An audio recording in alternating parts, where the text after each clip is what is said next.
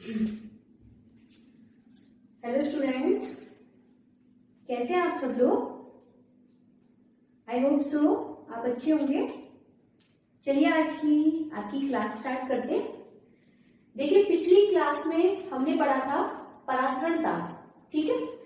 अब आज की क्लास में हम अपना स्टार्ट करते हैं नया टॉपिक, स्पीड दाब।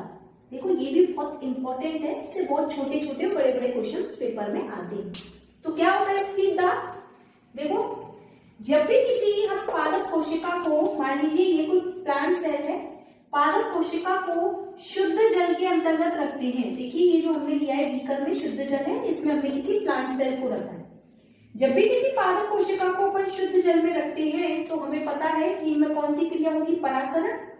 तो परासरण की क्रिया के कारण जल जो है वो किसमें प्रवेश करेगा? इस पादप कोशिका के अंतर्गत। कौन सी क्रिया के द्वारा? परासरण की क्रिया के द्वारा। तो जब भी किसी पादप कोशिका को शुद्ध जल से भरे हुए बीकर में रखते हैं तो परासरण की क्रिया के द्वारा जल क्या करता है? कोशिका में प्रवेश करता है। और जैसे जैसे जल कोशिका में प्रवेश करेगा तो कोशिका क्या होती जाएगी? स्फीत होती जाएगी, फैलती जाएगी। जैसे जैसे कोशिका फैलती है तो कोशिका के आंतरिक भाग में पाया जाने वाला कोशिका द्रव्य इसकी बाहरी कोशिका भित्ति पर एक दाब उत्पन्न करता है, और इस दाब को ही कौन सा दाब कहते हैं? अपन स्पीड दाब। इंग्लिश में बोलते हैं इसको turgor pressure. This is very important, ठीक है। तो क्या हुआ टर्गर प्रेशर? कि जब भी किसी पादप कोशिका को शुद्ध जल में रखा जाता है तो परासरण की क्रिया के द्वारा जल कोशिका में प्रवेश करता है, जिसके कारण कोशिका क्या हो जाती है? फूलकर स्फीत हो जाती है।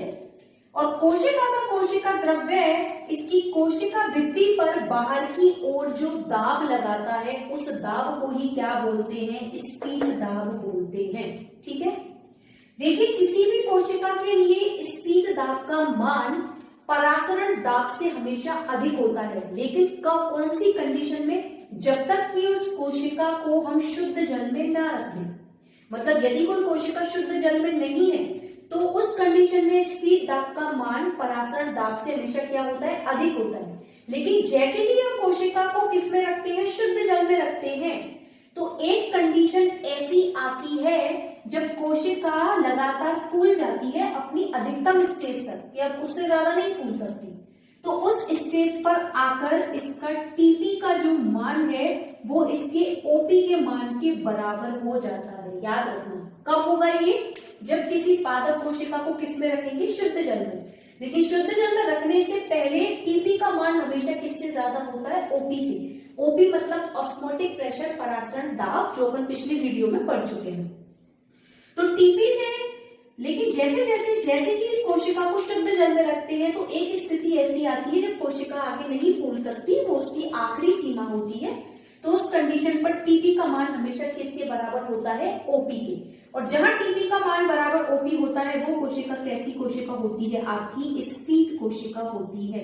मतलब कैसी कोशिका होती है? टारगेट कोशिका होती है, जो फूल चुकी होती है, अब उसमें आगे फूलने की कोई भी कंडीशंस नहीं होती, ठीक है। तो ये था आपका स्पीड दाब। स्पीड दाब के बाद एक और दाब आता है जिसको बोलते हैं भित्ति दाब। इसी को हम इसको यही देखिए डिफाइन कर देती हूँ, भित्ति दाब या वॉल प्रेशर। ये क्या होता है? यदि कोशिका का कोशिका द्रव्य इसकी कोशिका भित्ति पर बाहर की तरफ दाब लगाता है, अंदर से बाहर, तो उसको तो क्या बोलते हैं? स्पीड दाब। इसके विपरीत यदि इसकी कोशिका भित्ति इसके कोशिका द्रव्य पर बाहर से कहां दाब लगाए? अंदर की तरफ, तो उस दाब को कौन सा दाब बोलते हैं? अपन भित्ति दाब। आगे समझ में कि जब कोशिका का कोशिका द्रव्य इसकी कोशिका भित्ति पर दाब लगाता है तो उसको तो क्या बोलते हैं? स्पीड दाब। लेकिन जब इसकी कोशिका भित्ति इसके कोशिका द्रव्य पर अंदर की तरफ दाब लगाती है तो उसको क्या बोलते हैं? भित्ति दाब या वॉल प्रेशर, ठीक है। तो ये था आपका स्पीड दाब। ये वेरी इंपॉर्टेंट टॉपिक है, इसको अच्छे से समझ लीजिएगा। पेपर में खूब सारे क्वेश्चन देखने को मिल जाएंगे छोटे छोटे, कि स्पीड दाब किसे कहते हैं, क्या होता है, ठीक है। अब आगे का अपन अपन एक टॉपिक पढ़ते हैं, वो है आपका डीपीडी। आगे पढ़ते हैं अपन विसरण दाब न्यूनता। विसरण दाब न्यूनता, जिसको इंग्लिश में बोलते हैं अपन डिफ्यूजन प्रेशर डेफिशिएंट,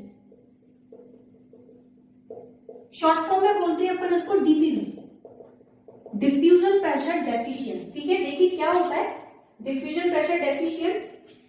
जब भी हम किसी, देखिए एक चीज याद रखिए, कभी भी शुद्ध जल का जो विसरण दाब होता है वो क्या होता है, हमेशा सर्वाधिक होता है, सबसे ज्यादा होता है। कैसा होता है, सर्वाधिक।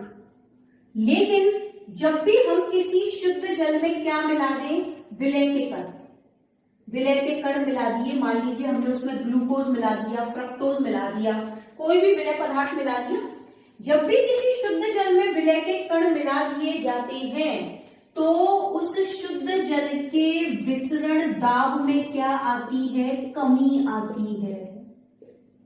क्यों आएगी कमी, क्योंकि शुद्ध जल का विसरण दाब क्या होता है, सर्वाधिक होता है। अब ये भी मैंने बताया आपको। लेकिन शुद्ध जल में जैसे कि मैंने विलय के कण मिलाना स्टार्ट किया तो विलय के कण मिलाने से शुद्ध जल कैसा होता जाएगा, अशुद्ध होता जाएगा, और उसके विसरण दाब में क्या आती जाएगी, कमी आती जाएगी, रिड्यूस होता जाएगा।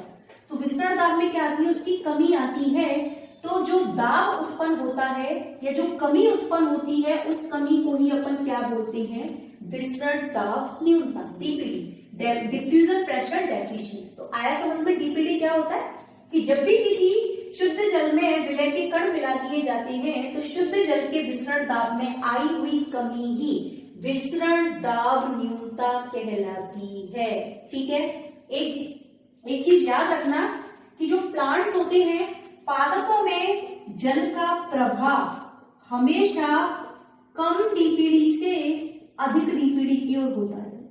अब इसका मतलब क्या है, एक बार समझ लीजिए। देखिए मान लीजिए मैंने कोई दो विलियन ली, दो प्लांट सेल ली, ये तो पहली वाली पादप कोशिका, ये दूसरी वाली पादप कोशिका।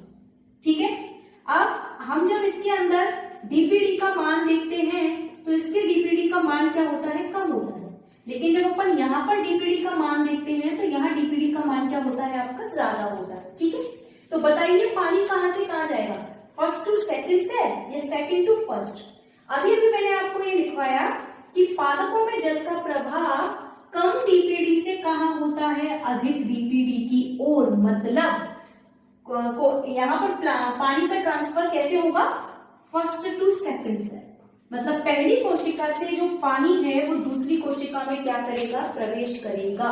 क्यों, क्योंकि डीपीडी का, जल का प्रवाह हमेशा प्लांट्स में कम डीपीडी से कहां होता है, अधिक डीपीडी की ओर। ठीक है, अब देखो क्योंकि डीपीडी एक कमी है, विसरण दाब में आई हुई कमी, इसलिए जो डीपीडी होती है वो हमेशा कैसी होती है, ऋणात्मक होती है। मतलब इसका मान हमेशा नेगेटिव होता है, याद रखना। तो डीपीडी का मान हमेशा कैसा होता है, ऋणात्मक होता है, और पादपों में जल का प्रवाह हमेशा कम डीपीडी से कहां होता है, अधिक डीपीडी की ओर होता है। ठीक है, देखिए डीपीडी के लिए एक फॉर्मूला आता है, डीपीडी मतलब diffusion pressure deficiency is equal to OP minus TP. इसको रट लेना, डीपीडी बराबर ऑस्मोटिक प्रेशर और टर्गर प्रेशर के अंतर के बराबर होती है।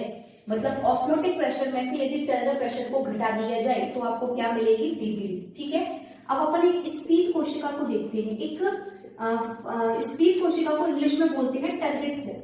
अभी अभी अपन टर्गर प्रेशर या फिर स्पीड दाब में पढ़कर आए थे कि किसी भी स्पीड कोशिका के लिए ओपी बराबर किसके होता है, टीपी के बराबर होता है। मैंने वह बताया था आपको कि ओपी का मान जो है, ऑस्मोटिक प्रेशर का मान जो है, वो हमेशा टर्गर प्रेशर के बराबर होता है। किसके लिए, एक स्पीड कोशिका के लिए जो अपनी आखिरी सीमा तक फूल चुकी है, वो नहीं फूल सकती। अब इस वैल्यू को यदि किसी स्पीड कोशिका के लिए अपन डीपीडी का मान निकालें तो स्पीड कोशिका के लिए डीपीडी बराबर क्या होगी, बताइए। देखिए ओपी माइनस टीपी है और ओपी बराबर टीपी है, तो टीपी की जगह में ओपी रख दूं, ओपी माइनस ओपी, तो डीपीडी बराबर क्या आ गई, 0। याद रखना, किसी भी स्फीत कोशिका के लिए, क्योंकि ओपी बराबर टीपी होने के कारण डीपीडी का मान हमेशा कैसा होता है, 0 होता है, नेग्लिजिबल होता है। डीपीडी हमेशा उसके लिए क्या होती है, 0 हो जाती है। तो ये चीज याद रखना कि किसी भी स्फीत कोशिका के लिए डीपीडी का मान क्या होता है, 0 हो जाता है। अब अपन चलते हैं एक श्लथ कोशिका। श्लथ कोशिका होती है पिचकी हुई सेल, मतलब जिसमें से पानी बाहर आ चुका है। इंग्लिश में बोलते हैं इसको फ्लैसिड सेल। फ्लैसिड सेल को जब अपन देखते हैं तो फ्लैसिड सेल में, अब मुझे बताओ क्या टर्गर प्रेशर होगा क्या? टर्गर प्रेशर या स्फीत दाब तो केवल जब होगा जब कोशिका पानी को बाहर से एब्जॉर्ब करेगी और एब्जॉर्ब करने के बाद फूल जाएगी। जब कोशिका फूली ही नहीं है, उसके अंदर पानी ही प्रवेश नहीं किया, तो क्या उसके अंदर कभी भी टीपी होगा क्या? नहीं होगा। तो एक श्लथ कोशिका के पास ऑस्मोटिक प्रेशर तो होता है लेकिन टीपी नहीं होता, ठीक है। तो एक श्लथ कोशिका के लिए यदि हम डीपीडी का मान देखें तो डीपीडी बराबर क्या आएगी, ओपी के बराबर आएगी। आएगी या नहीं आएगी? क्यों आएगी? क्योंकि एक श्लथ कोशिका के लिए टीपी तो क्या होती है, 0 होती है, होती नहीं। तो डीपीडी बराबर किसके हो जाएगी, ओपी के या ऑस्मोटिक प्रेशर की। तो ये दो पॉइंट है कि स्फीत कोशिका के लिए डीपीडी का मान 0 होता है, क्योंकि स्फीत कोशिका के लिए ओपी किसके बराबर होता है, टीपी के। लेकिन एक श्लथ या पिचकी हुई कोशिका में टीपी बराबर क्या होता है, 0, उसके लिए टीपी कुछ नहीं होता। तो एक श्लथ कोशिका के लिए डीपीडी का मान हमेशा किसके बराबर होता है, ओपी के बराबर होता है। किसके? ऑस्मोटिक प्रेशर के बराबर होता है। ये चीज आपको याद रखनी है, ठीक है। तो ये था आपका विसरण दाब न्यूनता।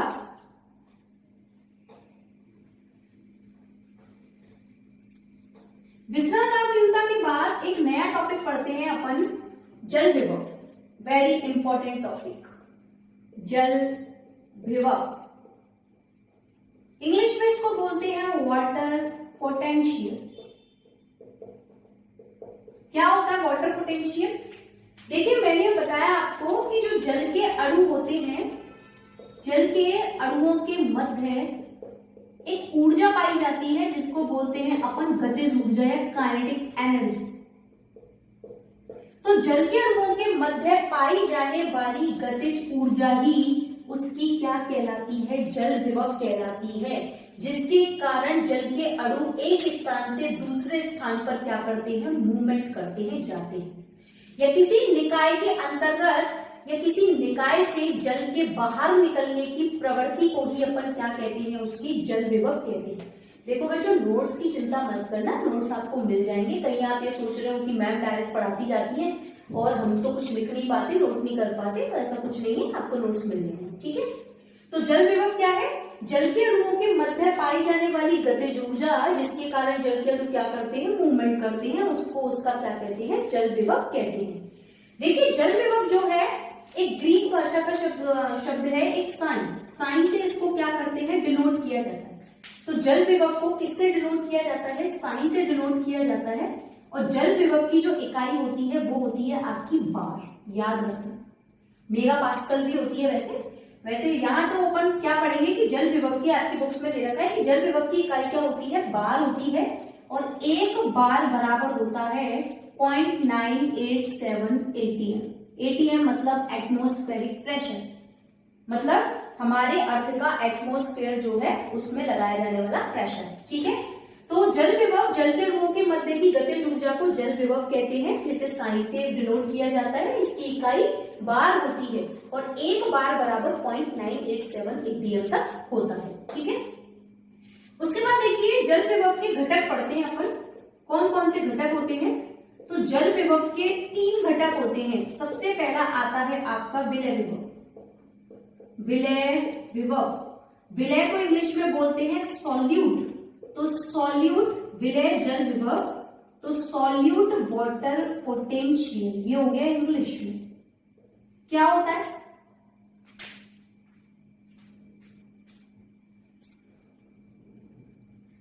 विलय जल विभव, ठीक है। विलय जल विभव, विलय को बोलते हैं सॉल्यूट। तो साइन एस, देखिए जल विभव जो है उसको डिनोट करते हैं साइन डब्ल्यू से। डब्ल्यू मतलब वाटर और साइन मतलब विभव, तो वाटर पोटेंशियल, ठीक है। और यहाँ सॉल्यूट है तो सॉल्यूट के लिए एस लगा दिया और साइन का मतलब आपका जल विभव।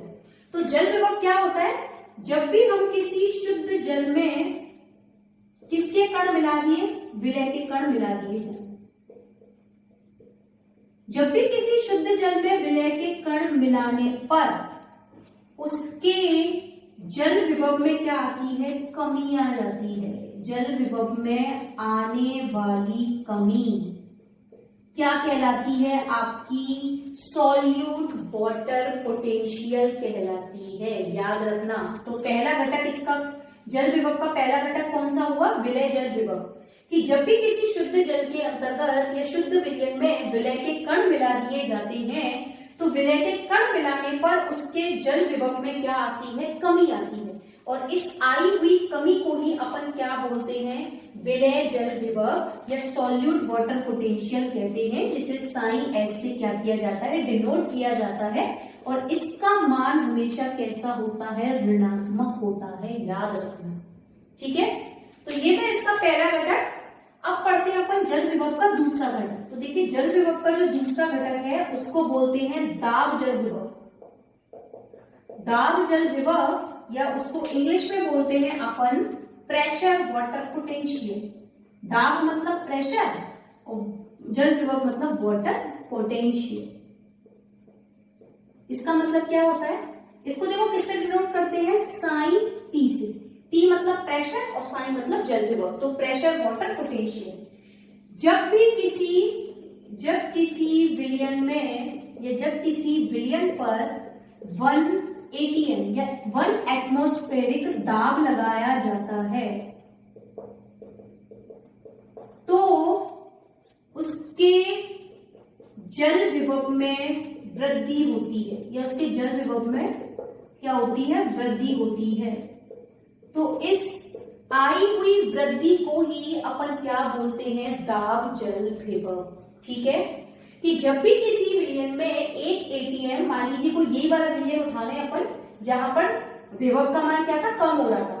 अब इसी वाले विलयन पर यदि अपन कितना दाब लगा दे, 1 ATM का, तो जब भी किसी विलयन पर 1 ATM का दाब लगाया जाता है और दाब लगाने के कारण उसके जल विभव में क्या होती है, वृद्धि होती है। तो जल विभव में आई हुई यह अधिकता क्या कहलाती है, दाब जल विभव कहलाती है, जिसको किससे डिनोट किया जाता है, साइन पी से प्रदर्शित किया जाता है। इसका मान हमेशा कैसा होगा, धनात्मक, क्योंकि इसके कारण जल विभव में क्या होती है, वृद्धि होती है, ठीक है। फिर उसके बाद आता है एक और तीसरा घटक जो आता है इसका, वो आता है आपका मैट्रिक विभव। मैट्रिक विभव इसको डिनोट करते हैं साइन एम से, एम फॉर मैट्रिक। अब मैट्रिक विभव क्या होता है, देखो मैट्रिक विभव मोस्टली उस सतह के लिए काम में लिया जाता है जिसके द्वारा जल का अवशोषण किया जाता है। और परासरण की क्रिया के दौरान जो ये मैट्रिक विभव होता है इसका कोई भी इंपॉर्टेंस नहीं होता, तो इसको तो ना के बराबर लेकर चलते हैं। लेकिन होता क्या है कि मैट्रिक विभव का उपयोग उस सतह के लिए किया जाता है जिसके द्वारा जल का क्या किया जाता है, अवशोषण किया जाता है, लेकिन परासरण की क्रिया के दौरान इसका कोई भी महत्व नहीं होता। तो देखो शुरुआत हमने कहां से की थी, जल विभव से, जिसको किससे डिनोट करते हैं, साइन डब्ल्यू से। तो साइन डब्ल्यू किसके कितने घटकों से मिलकर बना था, 3। सबसे पहला आया था साइन एस, ये रहा विलय जल विभव। दूसरा क्या आया था आपका, प्रेशर जल विभव या साइन पी। और तीसरा आपका क्या आया था, मैट्रिक जल विभव या साइन एम। तो ये बन गया आपका एक फॉर्मूला कि psi W is equal to psi S plus psi P plus psi M. कि जो जल विभव का मान है वो दाब जल विभव, विलय जल विभव, दाब जल विभव और मैट्रिक विभव के क्या होता है, योग के बराबर होता है। लेकिन परासरण की क्रिया के दौरान साइन एम को नेग्लिजिबल लेकर चलते हैं अपन, तो इसलिए किसी भी पादप के लिए साइन डब्ल्यू बराबर क्या होता है, साइन एस प्लस साइन, याद रखना, ठीक है। एक और चीज, साइन एस जो है वो एक ऑस्मोटिक प्रेशर के बराबर ही होता है, याद रखना, ठीक है। कि साइन एस जो है हम उसको ऑस्मोटिक प्रेशर भी कह सकते हैं, और साइन पी जो है उसको अपन टर्नर प्रेशर भी कह सकते हैं, स्टीप दाब भी कह सकते हैं। तो जल के अणुओं के मध्य लगने वाली गतिज ऊर्जा को जल विभव कहा जाता है। जब भी किसी शुद्ध जल में विलय के कण मिला देते हैं तो जल विभव में आने वाली कमी को विलय जल विभव कहा जाता है। और यदि किसी विलयन में 1 एटीएम का दाब लगा दिया जाए तो उसके जल विभव में होने वाली वृद्धि को दाब जल विभव कहते हैं। और जिस सतह के द्वारा जल का अवशोषण किया जाता है उस सतह के लिए कौन से विभव को काम में लेते हैं? मैट्रिक विभव को। लेकिन परासरण की क्रिया के दौरान ये काम में नहीं आता, इसलिए विलय विभव किसके बराबर होता है? आपका जल विभव बराबर विलय विभव प्लस दाब जल विभव। ठीक है। एक और चीज, पादपों में जल का प्रवाह हमेशा याद रखना कि प्लांट्स में जल का प्रवाह हमेशा अधिक वाटर पोटेंशियल से कम वाटर पोटेंशियल की तरफ होता है। अभी अपन डीपीडी में पढ़ के आए थे कि पादपों में जल का प्रवाह कम डीपीडी से अधिक डीपीडी की ओर होता है, लेकिन यहाँ ऐसा नहीं होता। यहाँ याद रखना कि पादपों में जल का प्रवाह अधिक जल विभव से कहाँ होता है? कम जल विभव की ओर। मतलब दो प्लांट्स लिए, एक का जल विभव ज्यादा है दूसरे का कम है, तो पानी कहां से कहां जाएगा? हमेशा अधिक वाले से कहां जाएगा? कम की तरफ। ठीक है। तो ये था आपका वाटर पोटेंशियल या जल विभव। ये भी इंपॉर्टेंट था। इसकी इकाई क्या थी आपकी? बार। ठीक है। एक बार बराबर 0.9878। उसके बाद नेक्स्ट टॉपिक आता है आपका विलयन, जो कि अपन केमिस्ट्री में खूब अच्छे से पढ़कर आते हैं। विलयन को इंग्लिश में क्या बोलते हैं? सॉल्यूशन। ठीक है। विलयन मतलब दो चीजें होती है, एक होती है विलय और दूसरी आपकी क्या होती है? विलायक। तो विलय प्लस विलायक दोनों मिलकर क्या बनाती है? आपकी विलयन। और विलायक के रूप में हम मोस्टली प्लांट्स के लिए किसको काम में लेते हैं? शुद्ध जल को। ठीक है। मैंने जैसे जल की प्रॉपर्टी में पढ़ाया था कि जल एक अच्छे विलायक के रूप में काम करता है, ध्रुवीय होता है, पोलर होता है। तो जब भी किसी शुद्ध जल में विलय के कण मिला दिए जाएं तो वो विलायक और विलय दोनों मिलकर क्या बनाते हैं? आपका विलयन बनाते हैं। तो विलयन तो वैसे कॉमन है, आप पढ़ के आए कि विलयन क्या होता है? विलय और विलायक मिलकर क्या बनाते हैं? विलयन बनाते हैं। ठीक है। अब प्लांट्स में देखिए 3 प्रकार के विलयन होते हैं। कौन कौन से? एक आता है आपका अति परासरी विलयन। ठीक है। ये किसके आधार पर है? परासरण के आधार पर। दूसरा आता है आपका अल्प परासरी विलयन और तीसरा आता है आपका समपरासरी विलयन। अब ये क्या क्या होते हैं देखिए। अति परासरी विलयन को इंग्लिश में बोलते हैं हाइपरटोनिक सॉल्यूशन, और अल्परासरी को क्या बोलते हैं? हाइपोटोनिक सॉल्यूशन, और समपरासरी को बोलते हैं आइसोटोनिक सॉल्यूशन। अब क्या होता है देखो, नाम से पता चल रहा है अति मतलब ज्यादा और परासरी मतलब परासरण विलयन। परासरी का मतलब परासरण दाब से। तो ऐसा विलयन, एक डायग्राम बना के मैं आपको बताती हूँ। मान लीजिए ये कोई विलयन है, इसके अंदर मान लीजिए आपकी कोई प्लांट सेल रखी हुई है, ये हो गई आपकी पादप कोशिका, और ये कोई विलयन। तो क्या होता है कि परासरी विलयन? ऐसा विलयन जिसमें विलय की सांद्रता किसी पादप कोशिका में उपस्थित विलय की सांद्रता की तुलना में क्या होती है? ज्यादा होती है। किसकी सांद्रता? विलय की सांद्रता। अति मतलब ज्यादा होना, किसका ज्यादा होना? विलय की सांद्रता का ज्यादा होना। जब भी किसी ऐसा विलयन जिसमें विलय की सांद्रता पादप कोशिका में उपस्थित विलय की सांद्रता की तुलना में कैसी होती है? ज्यादा होती है। देखो बाहर तो ज्यादा है, लेकिन इस पादप कोशिका के अंतर्गत या आंतरिक भाग में विलय की सांद्रता क्या होगी? कम होती है। ठीक है। तो ऐसे विलयन को कौन सा विलयन कहते हैं? अति परासरी विलयन कहते हैं। अब एक एक्सपेरिमेंट हमने किया, यहाँ पर देखिए, हमने कोई एक अति परासरी विलयन लिया जिसमें विलय की सांद्रता क्या होगी? ज्यादा होगी, और उस विलयन में हमने किसको रख दिया? एक पादप कोशिका को रख दिया जिसमें विलय की सांद्रता क्या होगी? कम होगी। अब बताओ मुझे कि परासरण की क्रिया कैसे होगी, कहां से कहां होगी और कौन सा परासरण होगा? देखिए हमने 2 तरीके के परासरण पढ़े थे, अंतः परासरण और एक था बहिः परासरण। तो अंतःपरासरण तो वो था कि जिसमें पादप कोशिका में जल अंदर प्रवेश करता है, और बहिःपरासरण वो था जब किसी पादप कोशिका से जल बाहर निकलता है। तो यहाँ कौन सा परासरण होगा? तो इधर देखिए, बाहर देखा हमने कि सांद्रता ज्यादा है विलय की, और अंदर देखा कि विलय की सांद्रता कैसी है? कम है।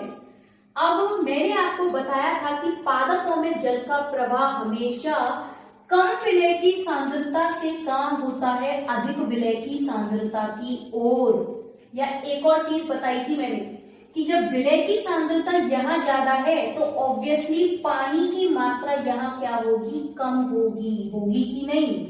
जबकि अंदर विलय की सांद्रता कैसी है? कम है। तो वहां अंदर जो है वो पानी की मात्रा कैसी होगी? ज्यादा होगी। और पादपों में जल का प्रवाह अधिक पानी की सांद्रता से कहाँ होता है? कम पानी की सांद्रता की ओर। तो या तो अपन ये कह लें कि पादपों में जल का प्रवाह कम विलय की सांद्रता से अधिक विलय की सांद्रता की ओर होता है, या ये बोल सकते हैं जल का प्रवाह अधिक जल की सांद्रता से कम जल की सांद्रता की ओर होता है परासरण की क्रिया के दौरान। तो मतलब जल कहां से कहा जाएगा? इस पादप कोशिका के अंदर उपस्थित जल बाहर निकल के कहां आ जाएगा? इस अति परासरी विलयन के अंतर्गत आ जाएगा। आएगा कि नहीं आएगा? और ये कोशिका जो है वो सिकुड़ कर कैसी हो जाएगी? छोटी हो जाएगी। इस कोशिका को अपन कौन सी कोशिका बोलेंगे? श्लथ कोशिका या फ्लैसिड सेल। श्लथ मतलब वो कोशिका जिसमें से पानी बाहर निकला। और कौन सी क्रिया के दौरान बाहर निकला? वो था आपका वही परासरण।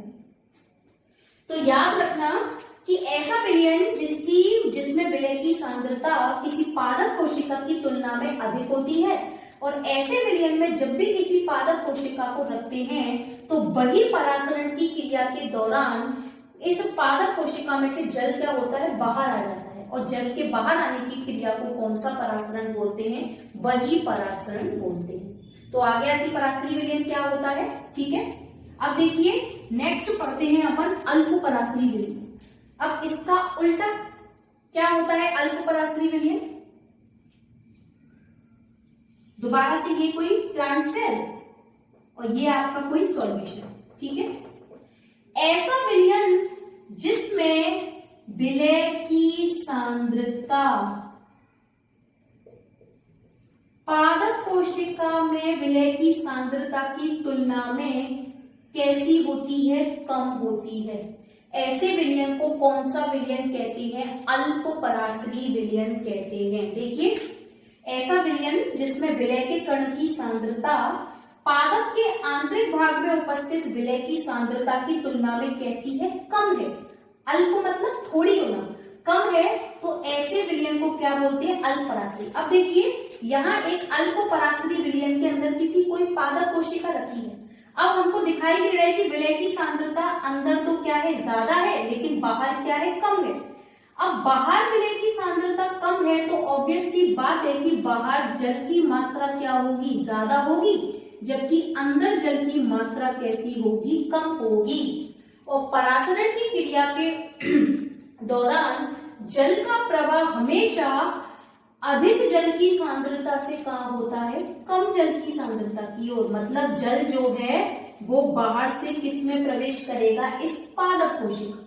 और जैसे ही इस पादप कोशिका में जल प्रवेश करेगा, ये कोशिका फूल कर क्या होगी? स्फीत हो जाएगी। और इस कोशिका को क्या बोलेंगे हम? स्फीत कोशिका।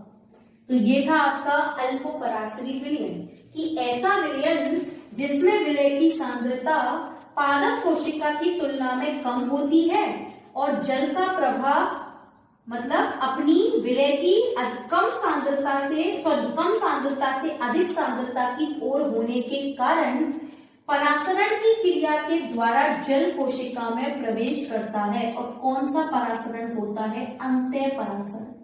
तो याद रखना कि किसी भी अति परासरी विलयन में पादप कोशिका को रखने पर जल उसमें से बाहर आ जाता है, जिसको बोलते हैं वही परासरण। जबकि किसी अल्प परासरी विलयन में किसी पादप कोशिका को रखने पर जल उसके अंदर प्रवेश करता है, जिसको क्या बोलते हैं? अंतःपरासरण। ठीक है, और लास्ट आपका कौन सा आता है? समपरासरी। सम मतलब समान, इसका क्या मतलब है कि ऐसा विलयन जिसमें विलय की सांद्रता किसी पादप कोशिका में विलय की सांद्रता के क्या होती है, एकदम बराबर होती है। कि बाहर विलयन में जितनी भी विलय की मात्रा है, अंदर कोशिका में भी उतनी ही विलय की मात्रा होगी। तो जब भी ऐसे विलयन में हम किसी पादप कोशिका को रखेंगे तो पादप कोशिका के ऊपर कोई भी प्रभाव नहीं पड़ेगा। अरे भाई क्यों पड़ेगा फर्क? विलय की सांद्रता यदि पादप कोशिका के अंदर कम होती और बाहर ज्यादा होती तो पानी बाहर आ जाता। यदि विलय की सांद्रता पादप कोशिका में ज्यादा होती और विलयन में कम होती तो पानी कहां से कहा जाता, अंदर, वो बाहर से प्लांट कोशिका में प्रवेश कर जाता।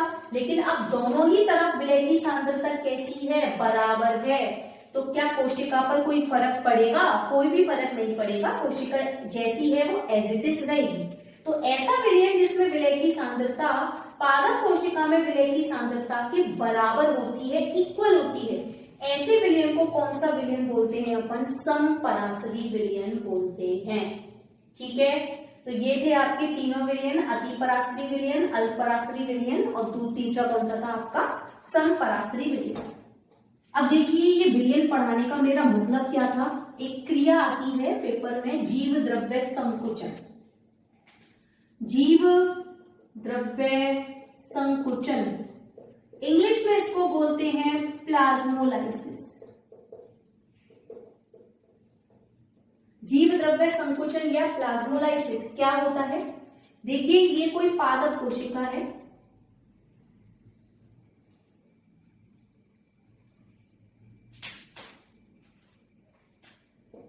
ये इसमें जीव द्रव्य भरा हुआ है। अंदर मान लीजिए ये वैक्यूल है, रिक्तिका है, ये इसका जीव द्रव्य हो गया और सबसे बाहरी प्लांट सेल है तो ये इसकी कौन सी भित्ति हो गई? कोशिका भित्ति हो गई। ठीक है, अब इसको हमने रख दिया किसी विलयन में, और विलयन कौन सा विलयन है? वो आपका अतिपराशरी विलयन। अतिपराशरी विलयन। अभी अभी अपन पढ़कर आए कि अतिपराशरी विलयन में विलय की सांद्रता इस पादप कोशिका की तुलना में कैसी होगी? ज्यादा होगी। तो ज्यादा होने के कारण परासरण की क्रिया कहां से कहां होगी? प्लांट टू सॉल्यूशन, मतलब पादप कोशिका में से जल कहां आ जाएगा? बाहर निकल के इस विलयन में आएगा कि नहीं आएगा? क्योंकि अंदर विलय की सांद्रता कम है और बाहर जबकि कैसी है? ज्यादा है। तो जब भी किसी पादप कोशिका को अतिपराशरी विलयन में रखा जाता है तो रखने पर क्या होता है? बहिर्परासरण की क्रिया के कारण जल जो है वो कोशिका में से बाहर आ जाता है।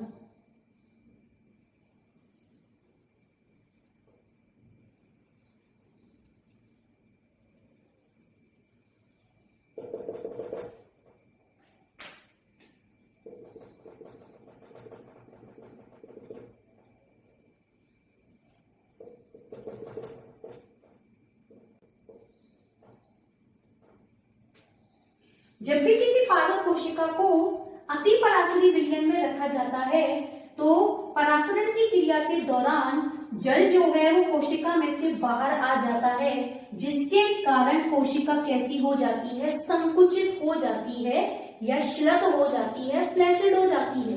इस क्रिया को ही अपन क्या कहते हैं? जीव द्रव्य संकुचन कहते हैं। इधर देखो, ये इसकी कोशिका भित्ति है, ये इसका जीव द्रव्य है। जैसे ही इसकी कोशिका भित्ति और इसके जीव द्रव्य के मध्य वाले भाग में कौन सा विलयन आ जाता है? आपका अतिपराशरी विलयन। तो जैसे ही इसका अतिपराशरी विलयन इन दोनों के बीच में आता है तो यहाँ इसका जो जीव द्रव्य है, जो पहले कोशिका भित्ति से अटैच था, तो इसका जीव द्रव्य संकुचित होकर इसकी कोशिका भित्ति से क्या हो जाता है? अलग हो जाता है। होता है या नहीं होता? और लगातार संकुचित होता जाता है और पूरी कोशिका क्या हो जाती है? संकुचित हो जाती है। तो जीव द्रव्य इसका कैसा हो गया? संकुचित हो गया। कुछ टाइम के बाद ये और संकुचित होता है, बिल्कुल छोटा सा हो जाता है। ठीक है, जिसको अपन कौन सी कोशिका बोलते हैं? श्लथ कोशिका। तो इसी क्रिया को अपन क्या बोलते हैं? जीव द्रव्य संकुचन। कि जब भी किसी कोशिका को अतिपराशरी विलयन में रखा जाता है तो कोशिका में परासरण या बहिर्परासरण की क्रिया के दौरान जल जो है वो कोशिका में से बाहर आ जाता है, क्योंकि यह अति परासरी विलयन कोशिका भित्ति और एक आपकी जीव द्रव्य के मध्य वाले भाग में आ जाता है, जिसके कारण इसका जीव द्रव्य संकुचित होकर इसकी कोशिका भित्ति से क्या हो जाता है, अलग हो जाता है और पूरी की पूरी कोशिका सिकुड़कर श्लथ हो जाती है, संकुचित हो जाती है। इस क्रिया को ही क्या, कौन सी क्रिया कहते हैं, अपन जीव द्रव्य कुंचन कहते हैं या प्लाज्मोलाइसिस की क्रिया कहा जाता है। आगे समझ में एक और वर्ड आता है आपका जीव द्रव्य कुंचन या संकुचन। इसको इंग्लिश में बोलते हैं डीप्लाज्मोलाइसिस। डी मतलब विपरीत, प्लाज्मोलाइसिस मतलब जीव द्रव्य संकुचन। अब क्या होता है, मान लीजिए ये जो संकुचित कोशिका है, ये जो संकुचित कोशिका है, इस संकुचित कोशिका को अब आपने किस में रख दिया, ये छोटी सी मैंने संकुचित कोशिका बनाई है, अब इस संकुचित कोशिका को मैंने किस में रख दिया, अल्प परासरी विलयन में। तो अब बताओ कौन सी क्रिया होगी, अंतः परासरण होगा कि बहिर्परासरण होगा।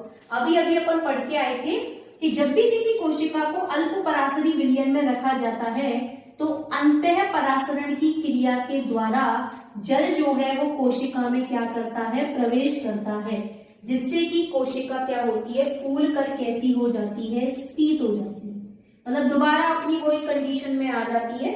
उसी को क्या बोलते हैं, जीव द्रव्य कुंचन या डीप्लाज्मोलाइसिस, मतलब प्लाज्मोलाइसिस के विपरीत क्रिया। तो ये चीज समझ में आ गई कि जब भी किसी कोशिका को अति परासरी विलयन में रखा जाता है तो बहिर्परासरण की क्रिया के दौरान जल जो है वो कोशिका से बाहर आ जाता है, क्योंकि कोशिका भित्ति और जीव द्रव्य के मध्य अति परासरी विलयन आ जाने के कारण इसका जीव द्रव्य संकुचित होकर इसकी कोशिका भित्ति से अलग हो जाता है। इस क्रिया को क्या बोलते हैं अपन, जीव द्रव्य संकुचन। लेकिन इस संकुचित कोशिका को यदि अल्प परासरी विलयन में रखते हैं तो अंतः परासरण की क्रिया के द्वारा जल कोशिका में दोबारा प्रवेश करता है, जिसके कारण कोशिका फूलकर स्फीत हो जाती है। तो इस क्रिया को क्या कहते हैं, जीव द्रव्य संकुचन या फिर डीप्लाज्मोलाइसिस। ठीक है, तो इसको अपन बोलते हैं प्लाज्मोलाइसिस। वेरी इंपॉर्टेंट टॉपिक है, अच्छे से पढ़ना आप इसको। अब देखो डीप्लाज्मोलाइसिस, ये जीव द्रव्य कुंचन का क्या महत्व है, तो इसका इंपॉर्टेंस अपन पढ़ते हैं। जैसे कि जेली, आपका जैम और अचार जो है उसको खराब होने से रोकने के लिए,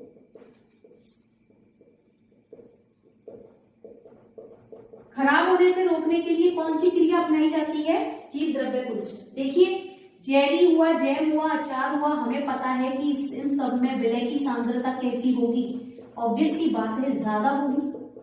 अब यहाँ पर कोई बैक्टीरिया आ जाए या मान लीजिए कोई सूक्ष्म जीव आ गया, कहां पर, जैम, जेली और अचार के ऊपर, तो लेकिन अब सूक्ष्म जीव में अपन देखेंगे कि विलय की मात्रा कैसी होगी, ऑब्वियस सी बात है कम होगी। ठीक है, जैम, जेली और अचार में विलय की मात्रा कैसी होती है, ज्यादा होती है, लेकिन सूक्ष्म जीव की जो कोशिका है उसमें विलय की मात्रा क्या होती है, कम होती है।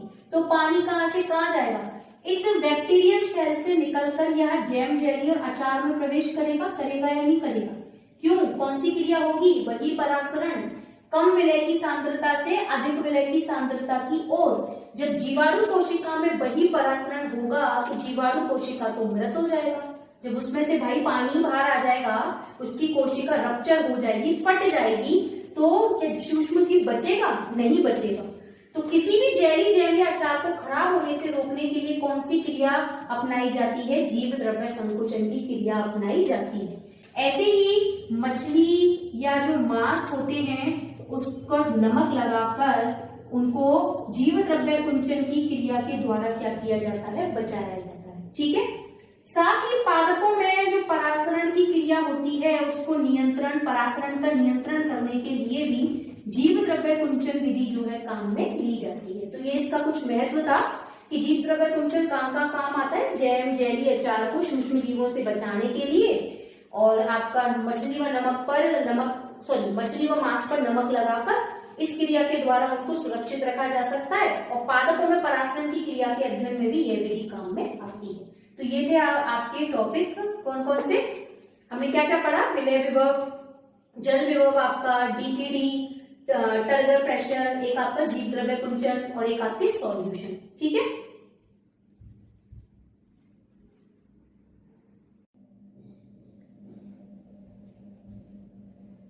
हेलो एवरीवन, चलिए आपकी आज की क्लास स्टार्ट करते हैं। तो आज का जो हमारा टॉपिक है वो है आपका वाष्पोत्सर्जन। देखिए वाष्पोत्सर्जन जिसको इंग्लिश में बोलते हैं अपन ट्रांसपिरेशन। क्या होता है वाष्पोत्सर्जन? सबने पढ़ा है छोटी क्लास में। पादपों की पत्तियों से जल का वाष्प के रूप में उत्सर्जन। देखिए हम सबको पता है कि जो प्लांट्स हैं उनको जल की रिक्वायरमेंट होती है। वो जल को कौन कौन सी क्रिया में काम में लेते हैं? प्रकाश संश्लेषण में काम में लेते हैं जल को। ठीक है, और किस में काम में लेते हैं प्लांट्स?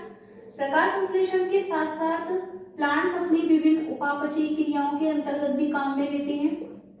उपापचयी क्रियाओं में भी जल को काम में लेते हैं।